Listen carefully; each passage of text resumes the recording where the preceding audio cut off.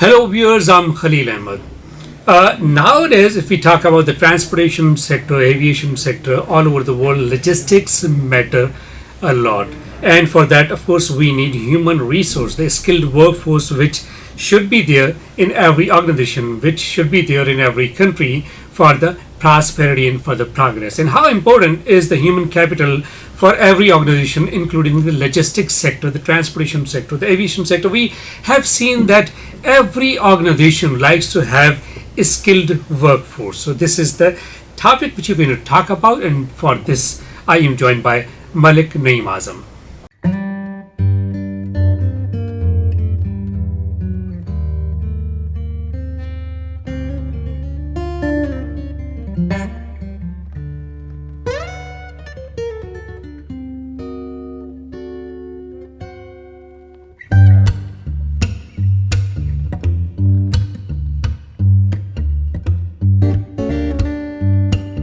Welcome to the show, Malik Sab. We talk about human capital and we know the importance of human capital. So, how would you describe it? Let me tell you, Khalid Sahab, what is human capital first of all. Then further details will go into it. The term human capital is referred, and it came in 18th century first. And I would tell you the name also when it came. When actually the factories started where they need a more human resources, then the human capital understanding came in the world. That's right. What exactly human capital is, I would just tell you in few lines so that you will understand what exactly, and then we will further talk. Sure. See, the human capital refers to the economic value of the worker's experience, skills. Human capital includes assets like education, training, intelligence, skills, health, and other things. Employee, let's suppose I give you example, such as loyalty, such as punctuality. This is all human capital. I'm human capital. You are human capital. That's right. The team is human capital. That's right. So and their skills as well, whatever skills they have, of course, because they contribute it for the prosperity of the organization. Oh, yeah, that is very important. The more skills you will have, the more benefit come to the factory. You're right. The more trainings you will have, the more trainings you will give to your subordinates, managers. That's right. A kind of trickle down effect. Trickle down. They will control, the situation. They will actually, all this human capital is gaining the wealth of the company. That's right. And it is the actual wealth of the organization. It is the actual wealth of the organization. And let me tell you one more fact of this human capital. Human capital is an intangible asset. It is. And does it depreciate as well?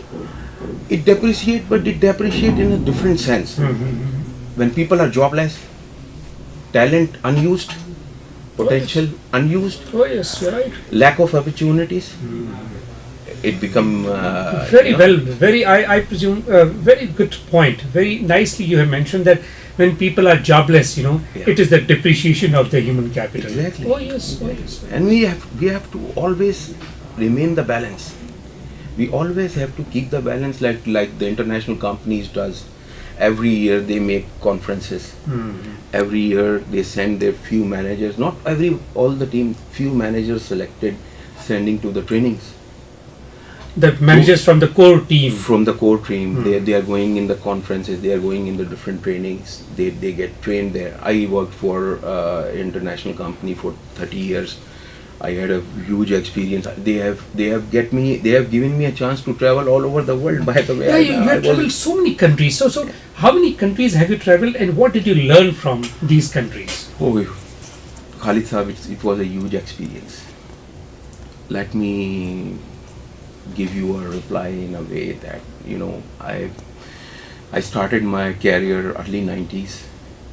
And when the 90s was going down, little bit of 96, 97, I was already in the group. I was a German logistic company, and I was up to the CEO of that company. From that my traveling starts. And till today my traveling is going on. Although I am not with that company after 2020, but my traveling is going on, still going on. They are the one who gave me a chance. They are the one who gave me first training to get me out of comfort zone where I was. So for that German company, you worked for around 2 decades or so? More than 2 decades. My tenure was with them for 25 years as a Plenty of experience. International shipping and logistics, where they teach me exactly actually the whole logistic concept of the world, how people using it, what is logistics, why it is so important, why logistic, and then HR, why it is so important. And when we get them into it, we come into human capital. And when I understand human capital, I had started giving respect to all my employees when I understood exactly the meaning of it. Tremendous. Not everyone can go to travel and get the knowledge. I have get trained, you get trained, you have given the knowledge to the team so that they can also get trained, they can also get raised by their wages, they can get also changes in that. You will, and plus the most important thing you are doing in that is knowledge. You are passing a knowledge. Knowledge sharing. Knowledge sharing. In the knowledge economy. Knowledge economy. That's knowledge economy is so important. When you give a knowledge to someone means that you have an empty space again, and then you are ready to learn some things. Marvelous, tremendous. It's so big field, and the word and the topic you choose today, human capital.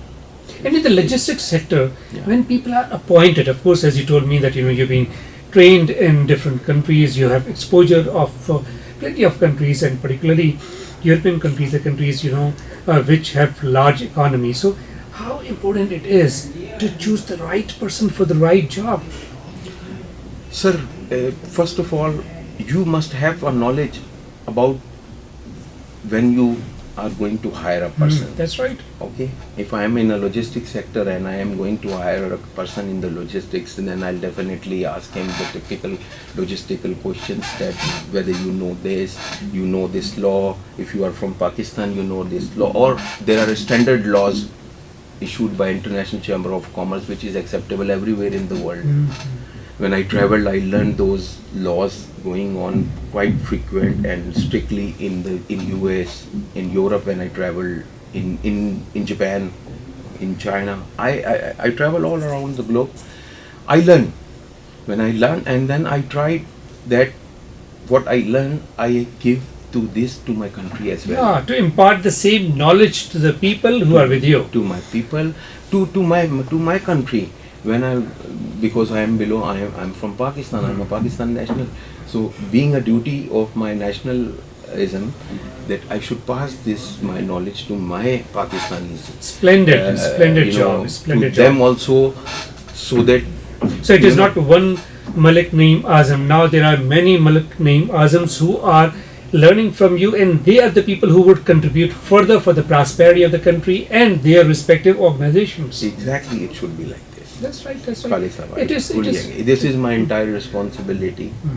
That if I don't train 100, at least I give 50 people who would be a second copy of Malik Naeem Azam, and give a people for the knowledge what I learn, I pass on to them, so that they pass then the knowledge to the next generation.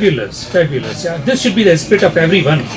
Being 3 decades in logistics, I will pass my knowledge, my responsibility, then their responsibility to pass the knowledge to the bottom. So how receptive are the people? Like, I know that as you told me that you are willing to impart your knowledge, impart your experience, whatever you've learned from the entire world to the people. Are people ready to learn, and are they really implementing those things in their work?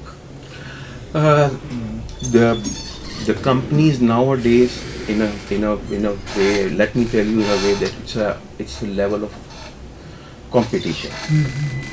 Because these days, after post-COVID, competition matters. Yes. Everything is competitive now. Okay, so competitive, you have to be competitive. For competitiveness, you have to have a knowledge of the trade. That's right. If I'm delivering a goods or I'm sending goods to North America, so I should have a knowledge of what North American ports I'm going to send That's a cargo, right. how it is going to be reached there, which vessel I am taking, which routes it is going to be used, how economical they are, how efficient they are, which vessel I'm going to. That is all coming at the end of the day in human capital, which skills I have taken, I have gained, the experience I have gained.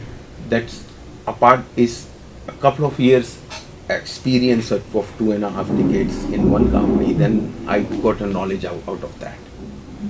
So then I have to give this knowledge to my juniors. They should also be in the same level of competency. So as a matter of competitiveness, as these post-COVID scenarios, everybody has to be knowledgeable. That's right. That's right. That's right. There This is is knowledge no, economy. The there's world knowledge economy is the knowledge economy. Exactly. So how do you see the logistics sector of Pakistan, say 5 years or 10 years down the line?